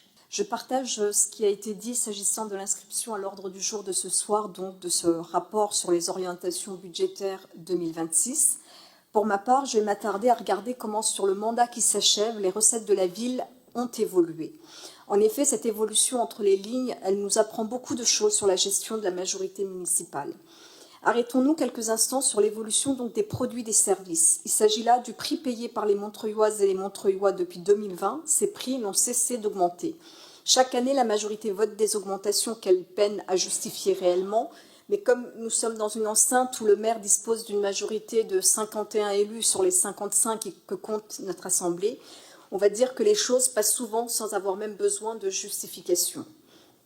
Pour revenir au prix des services, je note qu'entre 2020 et 2025, les recettes correspondantes à la tarification des services municipaux sont passées de 13,6 millions d'euros en 2020 à 20 millions d'euros en 2025, soit une augmentation de près de 47%. Quand on sait que le revenu fiscal moyen par habitant de notre ville est de 17 935 €, on mesure combien une telle augmentation est violente et pèse lourdement sur le pouvoir d'achat de nos concitoyennes et de nos concitoyens. Pourtant, avant les élections, vous sembliez conscient du problème du pouvoir d'achat, monsieur le maire. Je me souviens même qu'avec votre majorité, vous aviez fait campagne en 2020 sur la cantine gratuite pour les familles les plus modestes. Non seulement la cantine n'est pas devenue gratuite, mais en plus, ses prix ont augmenté en moyenne de plus de 10% sur ce mandat. Les promesses n'engagent que ceux qui les reçoivent, dit-on. Les augmentations ne s'arrêtent pas là pour les Montreuilloises et les Montreuillois. En effet, la fiscalité locale a connu aussi une augmentation considérable puisqu'on passe de 98 millions d'euros de recettes fiscales en 2020 à 128,8 millions d'euros en 2025. Nul besoin, je crois, de rappeler là encore qu'en 2020, vous aviez pris l'engagement solennel devant les Montreuilloises et les Montreuillois de ne pas augmenter les impôts sur le mandat. Dans les faits, vous avez augmenté les taux par 2 fois, une première en 2022 et une seconde fois en 2024. Au total, c'est 32% d'augmentation des impôts sur le mandat. Là aussi, selon la formule convenue, les promesses n'engagent que celles et ceux qui les reçoivent. Le niveau des prix et la fiscalité sur notre ville est d'autant plus incompréhensible que le niveau du service public, lui, ne suit pas. En effet, la ville n'a jamais été aussi sale. Les trottoirs sont bien souvent en très mauvais état. Le personnel communal est en souffrance. De mon point de vue, tout ceci est le reflet d'une mauvaise gestion et d'une conduite hasardeuse des affaires de la ville. Pour illustrer mon propos, je vais donner quelques exemples de cette gestion dispendieuse. La fête de la ville sur 2 jours qui coûte 595 000 €, lorsque l'on ferme un service public pour faire une économie de 200 000 €. Je pourrais aussi citer ce qui se passe en matière de marchés publics, où des marchés sont reconduits, comme le disait tout à l'heure mon collègue Pierre Serme, de manière surprenante. On a par exemple dans les décisions du maire un marché de juin 2021. Ce marché était supposé durer 1 an avec une possibilité de 3 renouvellements, soit une durée maximale de 4 ans. Ce marché a été prolongé une première fois jusqu'au 31 décembre 2025 et là, on apprend que par décision du maire, il sera prolongé une deuxième fois jusqu'en juin 2026. Pourquoi? Nul ne le sait et en tout état de cause, personne ne nous donne la moindre explication. Les règles de mise en concurrence, la bonne gestion des services publics, tout ça semble être des règles dont l'application est à géométrie variable. Pour aller plus loin sur cette gestion hasardeuse de la ville, je prendrai 2 exemples tirés de la gestion du personnel communal. Tout d'abord, arrêtons-nous sur le cas des ATSEM. J'ai été interpellée par le fait que dans le rapport sur les orientations budgétaires qui nous est présenté ce soir, il est fait état de 131 ATSEM, alors que dans le tableau des effectifs joint au document de séance, il n'y a que 83 postes d'ATSEM budgétés. Lorsque j'ai pointé cet écart, on m'a expliqué en commission de préparation du conseil municipal que cet écart s'expliquait par le fait que 48 agents occupant des fonctions d'ATSEM sont en réalité sur des grades d'agents techniques. En clair, plus de 36% des personnes exerçant le métier d'ATSEM n'ont pas le statut ni les protections qui vont avec ce statut.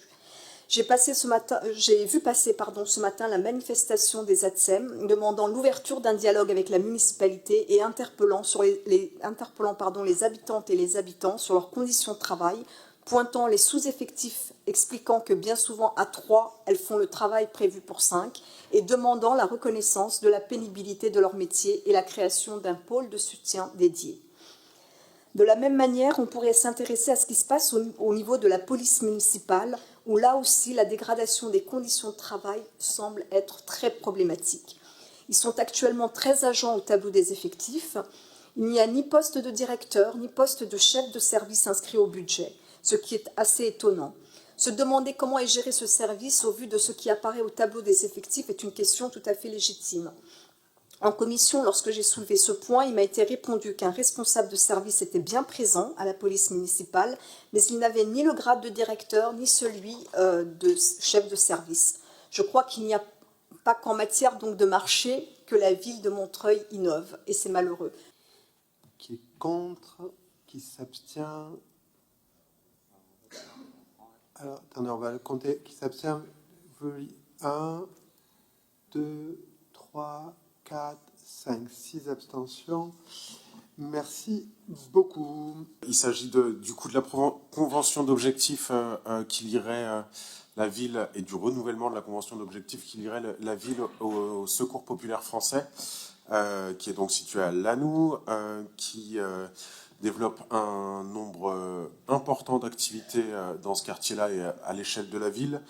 La note au conseil municipal en cite un certain nombre, l'aide alimentaire directe, financière et administrative, l'accueil d'écrivains publics, la distribution de produits d'hygiène, des activités de lien social et des sorties, la distribution de colis alimentaires, la distribution de bons d'achat pour les vêtements en été et en hiver, la distribution de jouets pour les enfants des familles précaires, l'organisation de sorties familiales, des sorties culturelles au cinéma pour des expositions et des musées. On pourrait ajouter encore un certain nombre de choses, dont la participation de représentants du Secours populaire français à la coordination des acteurs sociaux de l'aide alimentaire.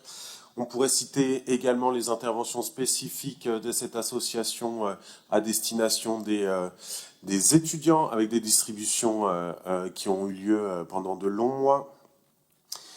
Et je pense surtout que l'action de l'association s'inscrit de façon beaucoup plus large et de façon beaucoup plus prégnante dans le tissu associatif du quartier Lannou-Clos français. L'association a s'y inséré depuis de nombreuses années, puis participer à son dynamisme et à sa vitalité.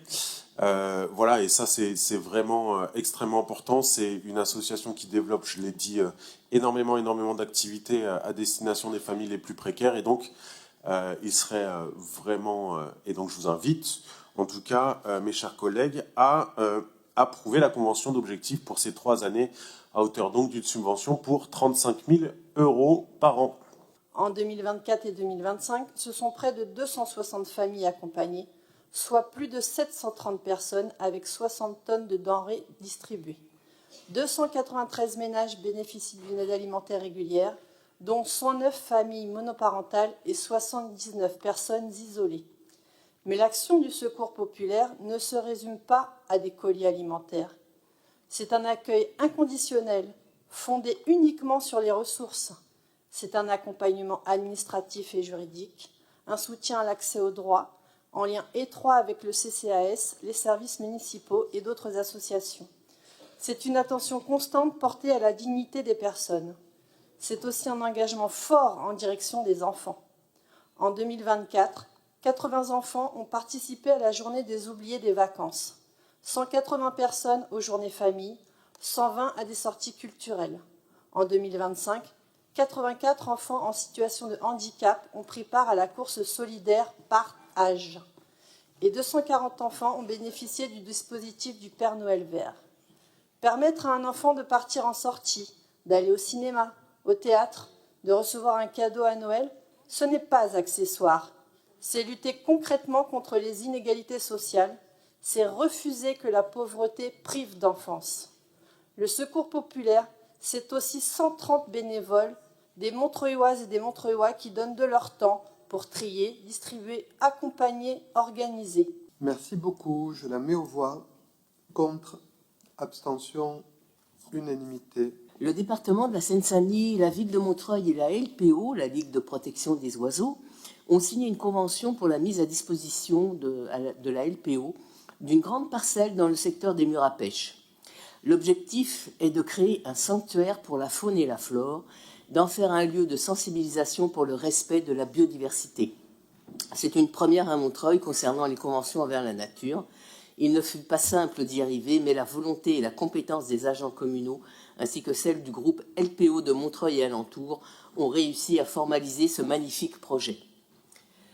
La LPO est bien connue et reconnue pour sa connaissance des oiseaux au niveau national et international.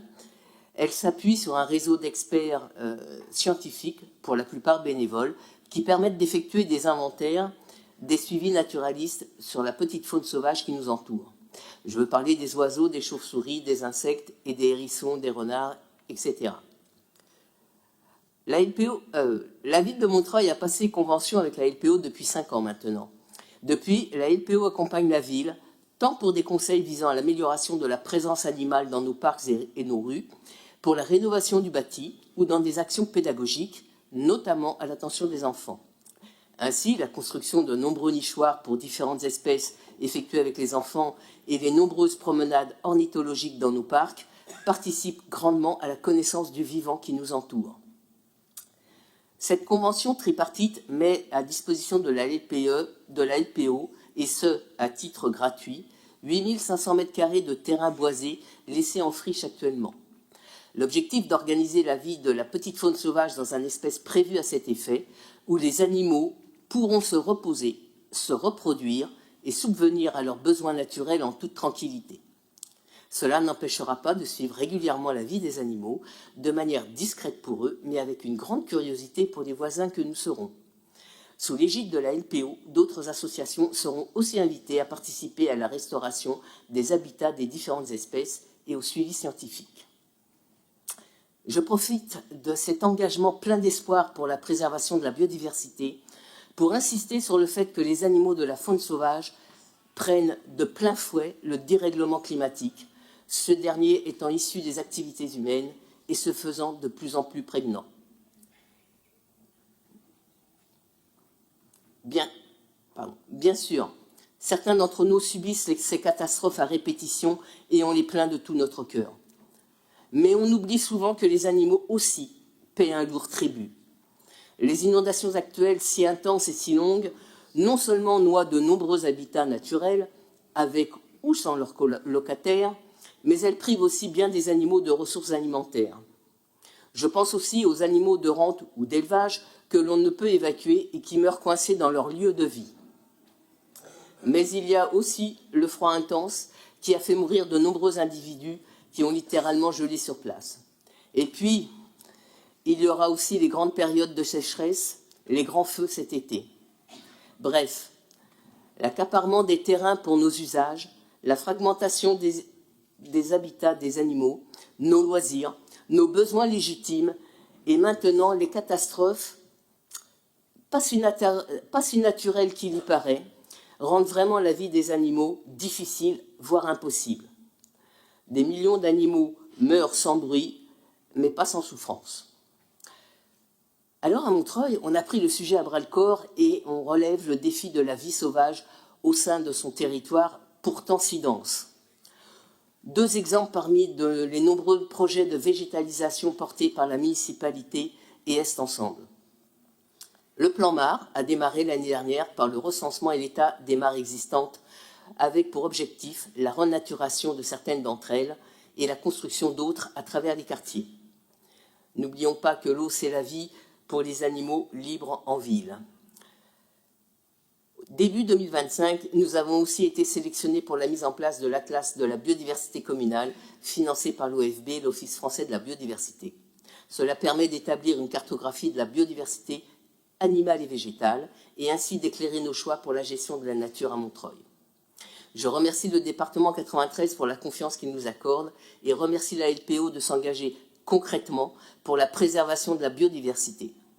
Bien sûr, le service Nature en Ville accompagne avec enthousiasme ce partage de l'espace urbain avec la nature et reste très mobilisé pour réussir à faire de Montreuil une ville où la nature a toute sa place. La délibération qui nous est proposée aujourd'hui est importante et concrète. Il s'agit d'approuver une convention de partenariat autour d'une parcelle de 8 428 m² située au mur à pêche. Pourtant, une réalité, elle touche un enjeu majeur de notre époque, la place que nous accordons aux vivants dans la ville. Car la biodiversité n'est pas une abstraction scientifique. Elle est une condition de stabilité écologique, sanitaire et climatique. En France, nous avons perdu environ 30% des oiseaux des milieux agricoles en 30 ans. Au milieu urbain, certaines espèces, communes, moineux, martinets, chauves-souris déclinent rapidement. Et ce recul n'est pas anodin. Moins d'oiseaux, ce sont davantage d'insectes ravageurs, moins de pollinisation, moins de régulation naturelle des écosystèmes. La convention que nous examinons vise à accueillir sur les sites de murs à pêche un sanctuaire pour la faune et la flore porté par la Ligue pour la protection des oiseaux. Ce projet ne consiste pas simplement à protéger quelques espèces. Il s'agit de restaurer des habitants, planter des haies, créer des marais, installer des nichoirs, suivre scientifiquement la faune et la flore et accueillir progressivement le public pour comprendre ce qui vit autour de nous. Autrement dit, faire revenir la nature là où la ville l'a progressivement effacée. Ce choix est profondément cohérent avec l'histoire de site. Les murs à pêche ne sont pas un parc urbain ordinaire. Ils sont des paysages agricoles anciens, lentement productifs, aujourd'hui menacés par la fragmentation écologique. Depuis 2015, nous avons structuré un projet autour de l'agriculture urbaine, du patrimoine et de la biodiversité. Cette convention en constitue une étape concrète.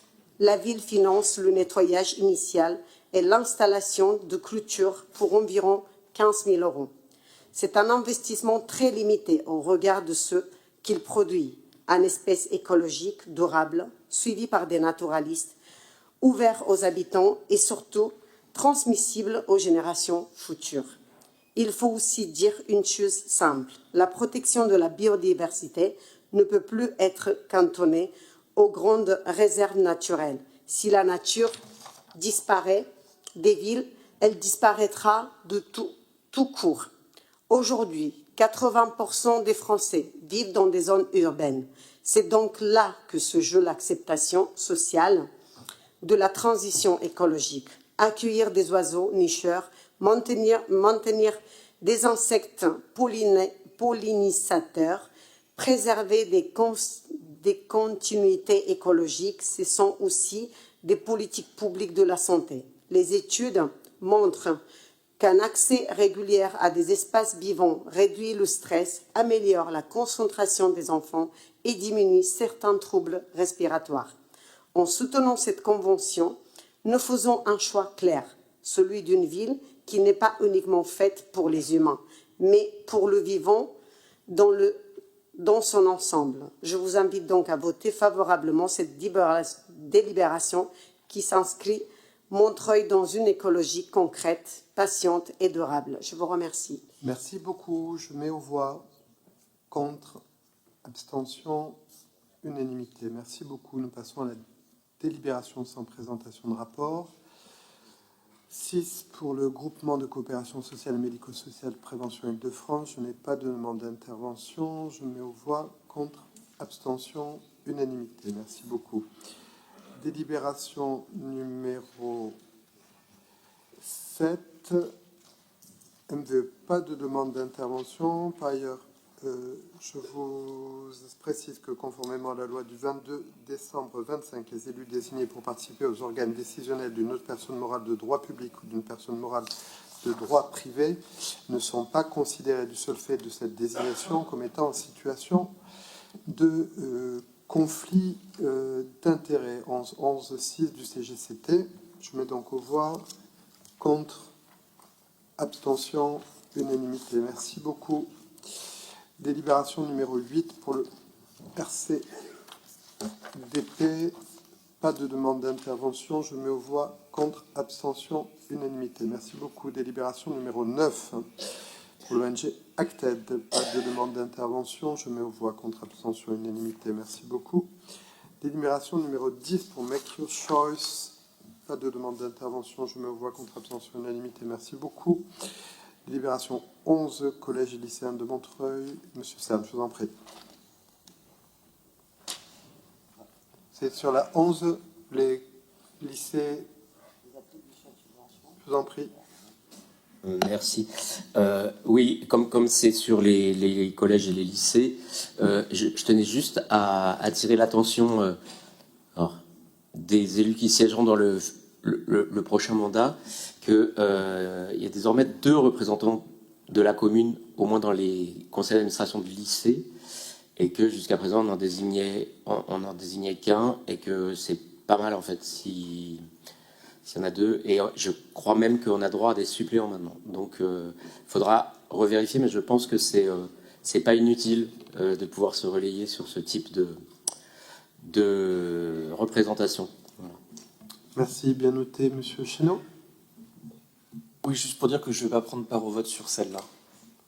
Très bien, je mets aux voix. Contre, abstention, proposition adoptée. Merci beaucoup. 12, le règlement d'attribution. Pas de demande d'intervention. Je mets aux voix. Contre, abstention, unanimité. Merci beaucoup. 13, les superpositions d'affectation du domaine public. Sur le 72 Boissière, pas de demande d'intervention. Je mets aux voix. Contre, abstention, unanimité. Merci beaucoup. 14, la SAS Acacia Aménagement d'espace public sur la ZAC. Pas de demande d'intervention. Je mets aux voix. Contre, abstention, unanimité. 15, l'avenant numéro 3 pour Fraternité.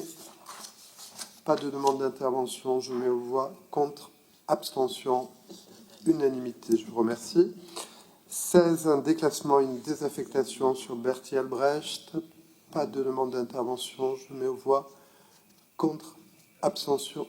Pardonnez-moi. Vous souhaitiez la parole? Je vous en prie. Merci. Ce sera bref, en fait, sur il s'agit du déclassement et de la désaffectation, donc d'une emprise foncière au profit d'Est Ensemble Habitat. Bon, on a eu des échanges à la fois en commission technique permanente et ensuite, suite à des questions par mail, un certain nombre de réponses. Je veux juste insister quand même sur le fait que on annonce en fin de ce mandat que vont être réalisés donc des ateliers d'artistes en pied d'immeuble sur la base d'un projet qui avait été annoncé en fin de mandat précédent, en 2019, comme une réalisation qui était sur le point d'être faite. Donc je ne sais pas si en 2020, je ne sais pas, enfin à la fin du mandat qui va commencer dans quelques semaines, vous annoncerez à nouveau ce projet pour le mandat d'après. Monsieur Le Checker. Comme précisé à Pierre Cerne, donc je l'invite à se rendre dans le quartier Lannou. Il verra que les travaux sont quasiment terminés et que ces ateliers vont être inaugurés dans peu de temps. Et le lui rappeler, à l'instar par exemple du projet de renouvellement urbain dans le quartier du Bel Air, c'est qu'un projet de renouvellement urbain, généralement, ça s'étale entre 20 et 25 ans. Merci beaucoup. Je mets aux voix contre, abstention, 2 abstentions, bien noté. La collecte du 21 janvier 26, je mets aux voix, c'est la délibération 17, contre, abstention sur la collecte, 2 abstentions. Merci beaucoup. 18, le service commun d'observatoire territorial. Je mets aux voix, je suppose même vote, contre, abstention. Unanimité, merci beaucoup. 19, la garantie d'emprunt pour séquence. Je mets aux voix, contre, abstention. C'est la prochaine, hein. Unanimité donc sur séquence. Ouais. 21, la garantie pour l'extension 1 Morillon à Montreuil. Pas de demande d'intervention, je mets aux voix, contre, abstention, unanimité. 22, Montreux A2, contre, abstention, unanimité, merci beaucoup.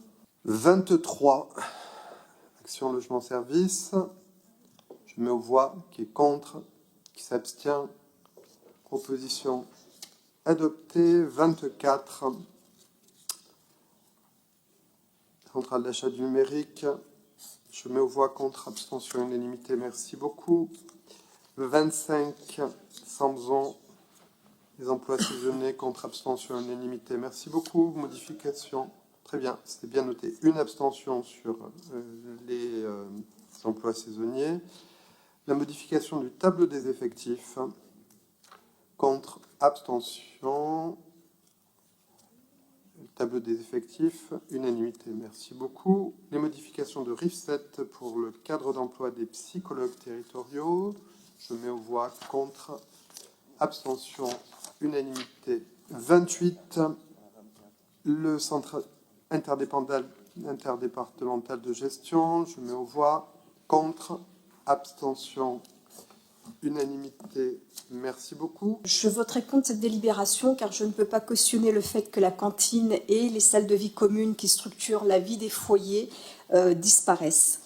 La caution que la ville accorde donc par cette délibération, de mon point de vue, c'est un levier de négociation puissant pour la ville pour pouvoir faire évoluer le projet et faire admettre justement, faire prévoir l'espace pour une cantine et des salles de vie collective.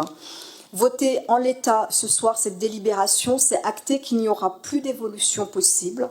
Pour rappel, donc les premières échéances de prêts à garantir, donc elles sont prévues pour le mois de septembre 2026. Il n'y a donc pas d'urgence et de nécessité impérieuse à voter ce soir. Je pense que le vote peut supporter quelques semaines de décalage. Il n'y a aucun danger quant à la poursuite des travaux. Pour conclure, je voudrais juste rappeler ici que le foyer Branly dont il est ici question, c'est 52% de personnes âgées de plus de 61 ans, dont 38% sont des retraités.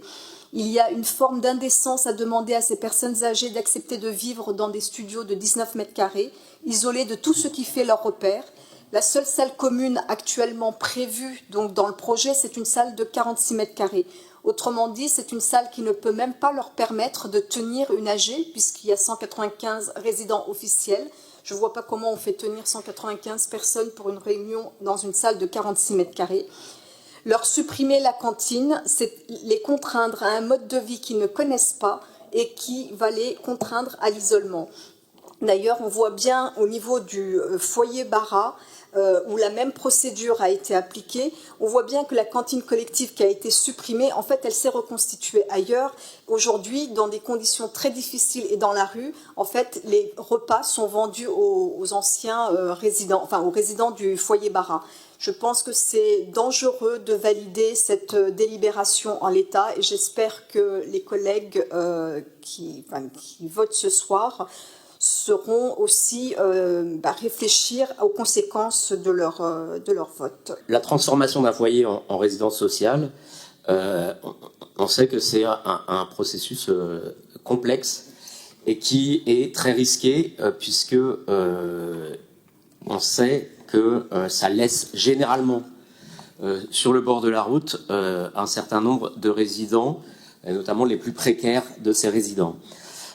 C'est pourquoi, généralement, une collectivité de gauche négocie le plus possible avec le gestionnaire du foyer et avec l'État pour obtenir le relogement du plus grand nombre de surnuméraires, ce qu'on appelle les surnuméraires, et négocie aussi, pour avoir beaucoup travaillé au début des années 2000 sur les premières rénovations et transformations en résidence sociale de foyers à Paris, on réussissait à obtenir des lieux collectifs, le maintien de cantines. À Montreuil, Dominique Voynet a réussi aussi, et il y a l'exemple, par exemple, du foyer du Centenaire. Ce qui est terrible là-dedans, c'est qu'en fait, vous aviez là un dernier potentiel levier de négociation que vous laissez partir.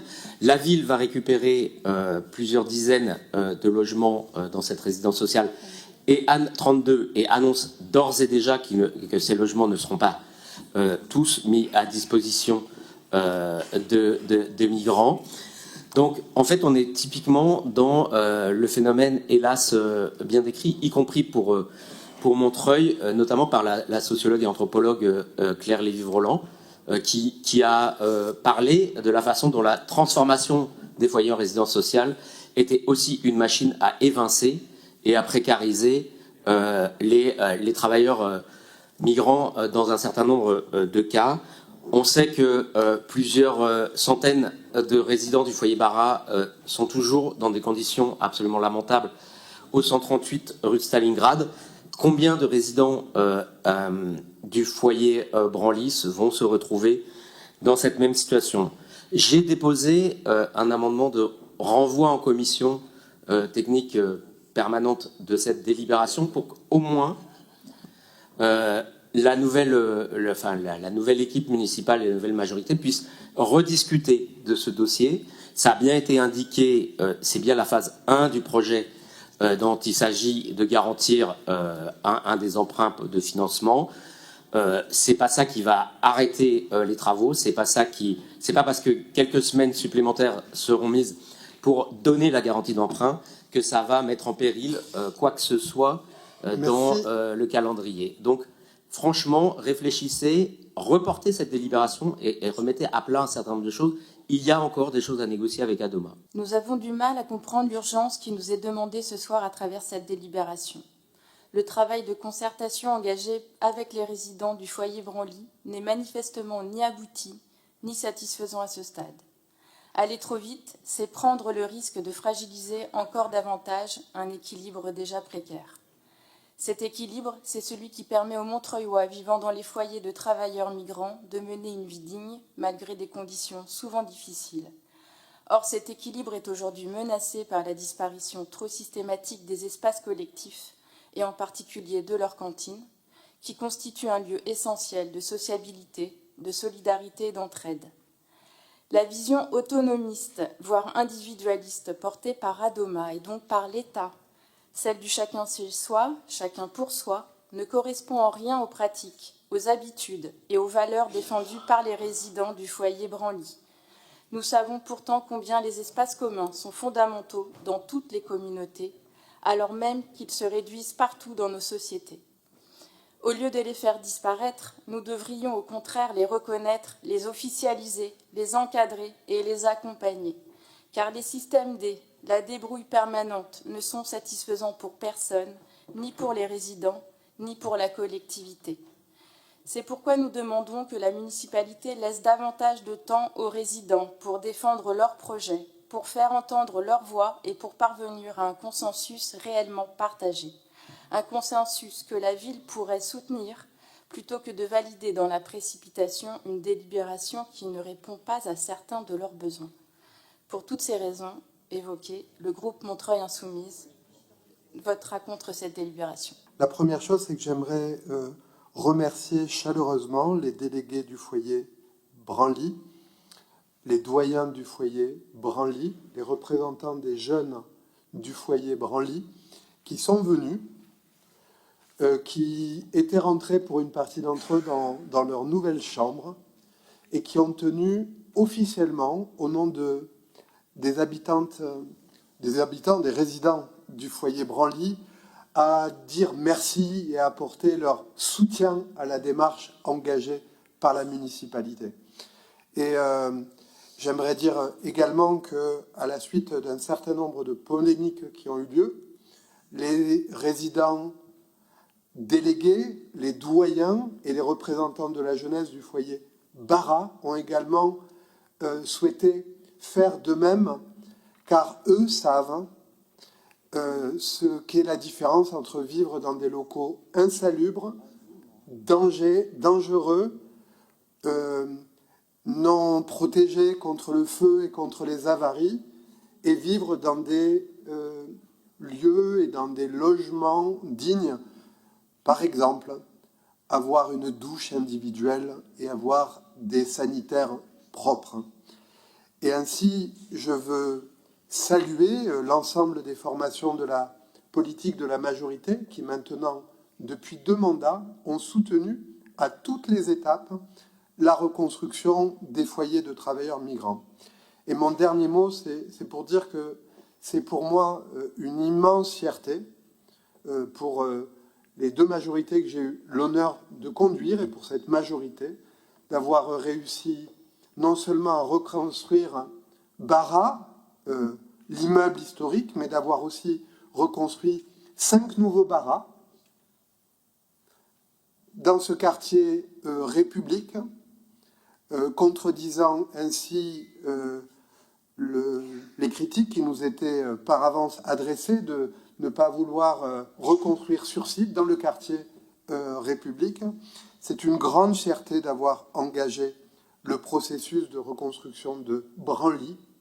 Et je veux dire que c'est une grande fierté également, parce que ce foyer est en train d'être reconstruit également, d'avoir engagé le processus de reconstruction de Rochebrune, qui est pour moi un des foyers qui est dans une situation de grande difficulté quand on regarde les conditions d'accueil des personnes. C'est une grande fierté que d'avoir inscrit dans le plan de rénovation urbaine la reconstruction du foyer à l'Anou Clos français. Et c'est une grande fierté d'avoir également engagé les discussions aux fins de la reconstruction du foyer Grand Péché. Et en tout cas, je veux dire que ma détermination est absolument intacte à ce qu'il n'y ait plus un seul résident de foyer de travailleurs migrants, vous m'entendez bien, plus un seul, qui soit dans une situation de précarité, de logement,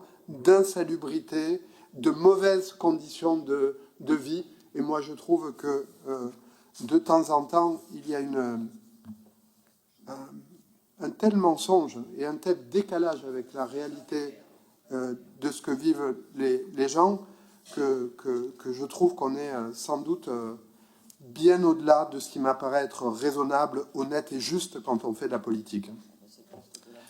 Je mets aux voix donc l'amendement de M. Cerne qui propose le renvoi en commission technique permanente, qui est pour.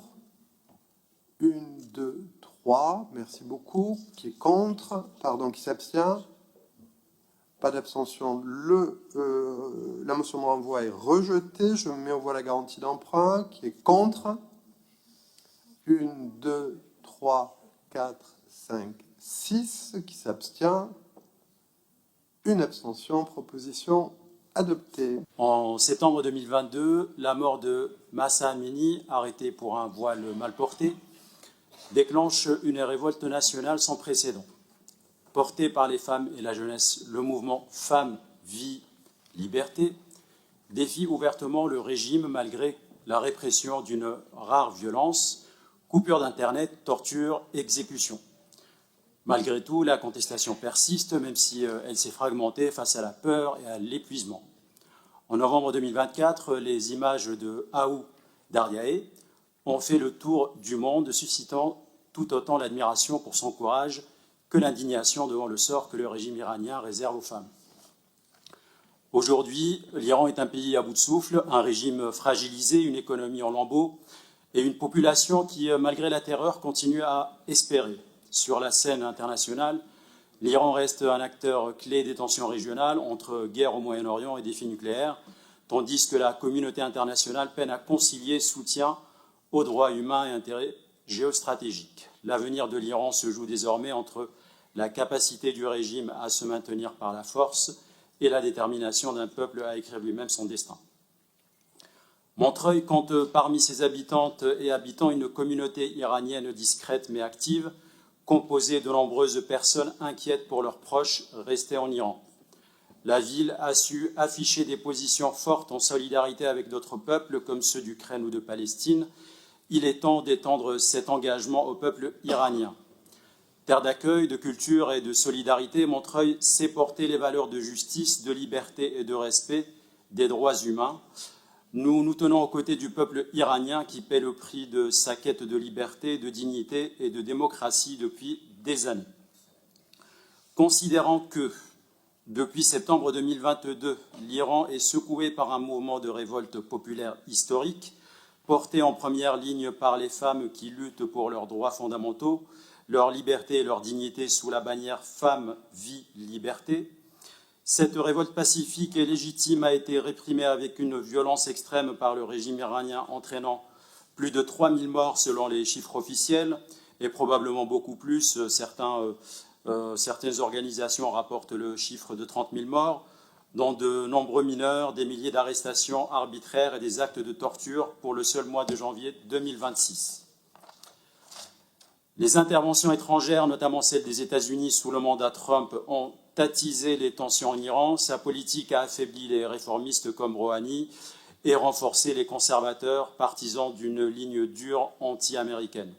Cette stratégie a surtout radicalisé le régime et bloqué toute issue diplomatique, laissant le Moyen-Orient dans une instabilité persistante.